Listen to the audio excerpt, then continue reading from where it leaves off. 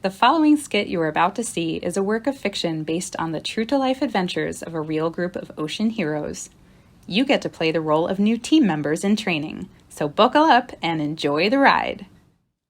Well, hello there everyone, and welcome to this special introductory whale entanglement rescue training.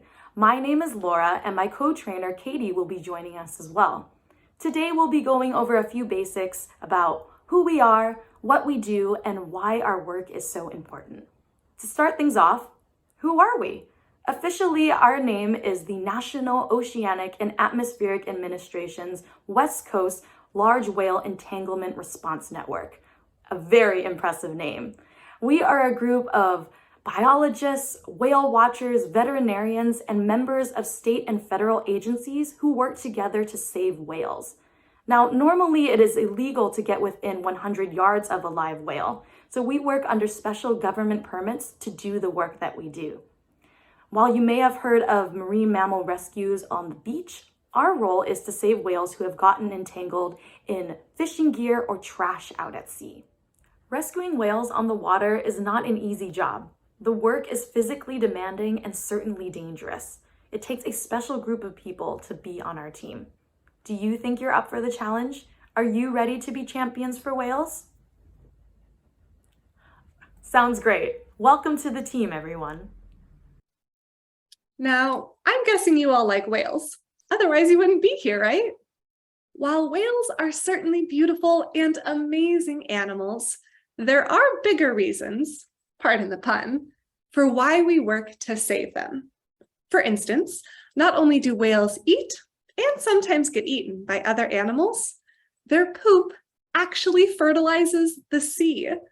Yep, it's true. Whale poop is a big deal, especially when you consider how big a whale can be. We can see some whale poop right here from a humpback whale. That brown color is mostly because it was eating anchovies. Now, every time a whale poops, the fertilizing nutrients found in those fecal plumes allow plant-like plankton, called phytoplankton, to grow. Now, these phytoplankton are not only an important food source for other animals, but they also make oxygen. So in short, the more whales, the more plankton. The more plankton, the more food for animals to eat, and the more oxygen for us to breathe. So let's all take a deep breath and say thank you, whales. Ready? Breathe in. Now breathe out. Thank you, whales. Now, even after a whale dies, they're still important. Their bodies actually create a whole ecosystem on the ocean floor that feeds lots of deep sea creatures like sharks and hagfish and crabs. Some studies say that without these giants sinking to the deep, it would take over 2,000 years for that same amount of food to reach the seafloor. So I bet all of those deep sea animals would also be saying, thank you, whales. Oh, whales, so helpful, so great. Have you ever gone whale watching or seen a whale in its natural habitat? Here in California, we have over 30 different types of whales, including dolphin species.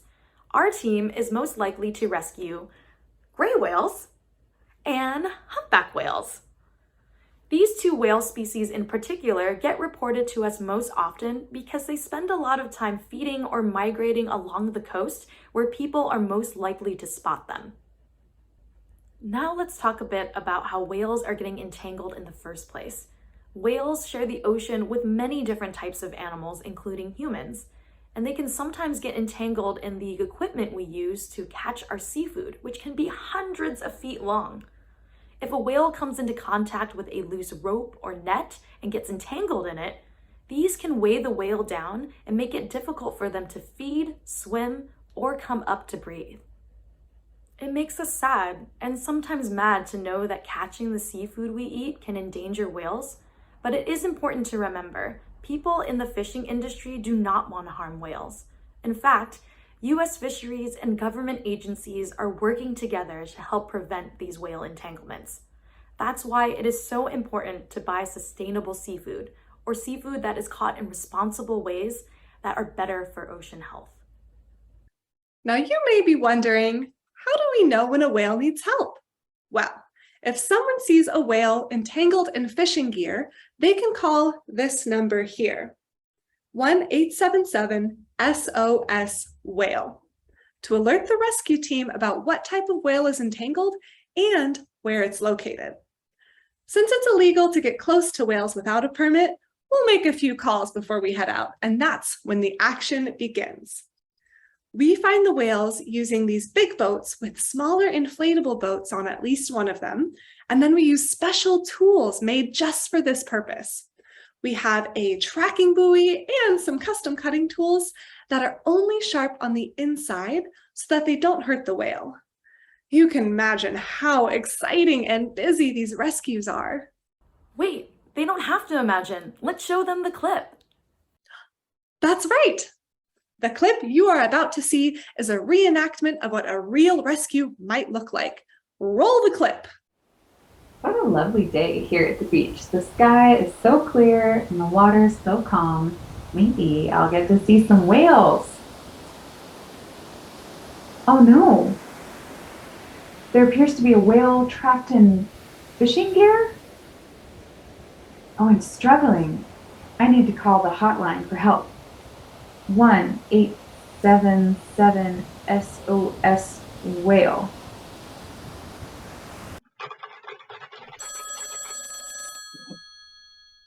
Hello, you've reached the whale entanglement hotline. What is your name and phone number? Yeah, my name is Jenny, and my number is...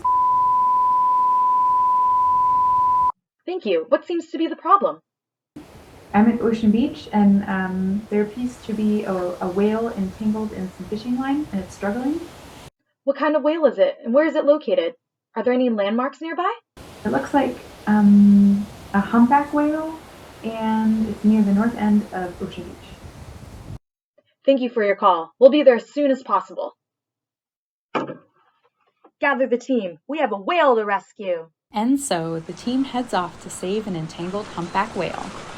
Equipped with their special hooks and cutting tools, they approach where the whale was spotted in their trusty inflatable boat. Patiently, our rescuers look for signs of the whale. There, a spout of water above the waves. That's the whale breathing. And there's the head. Now it's time to spring into action. Their next step is to get a hold of what's entangling the whale before it can swim out of reach. For this, the team uses special grappling hooks. They'll have to get close to the whale to cut the ropes, but it's dangerous. The whale may be scared of them and fight to protect itself. Look, you can see the gear entangled around the whale's tail.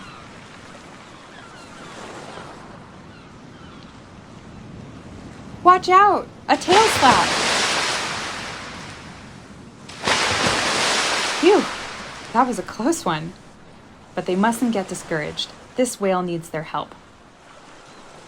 To cut the ropes loose, the rescuers have to use their special cutting tool. Did they get it?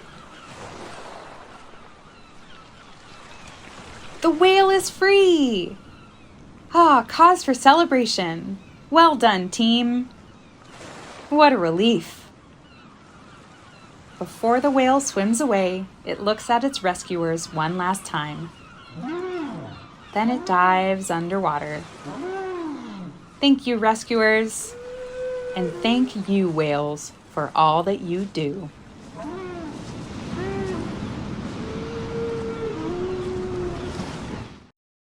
It's always a great feeling to see a whale get rescued.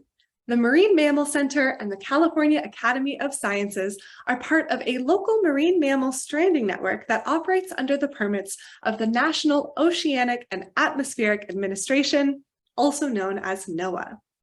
Through our combined efforts, we are learning about ways to protect these amazing animals that are so important to healthy oceans. Here at the Academy, our role is to study and preserve the remains of deceased marine mammals for education and research.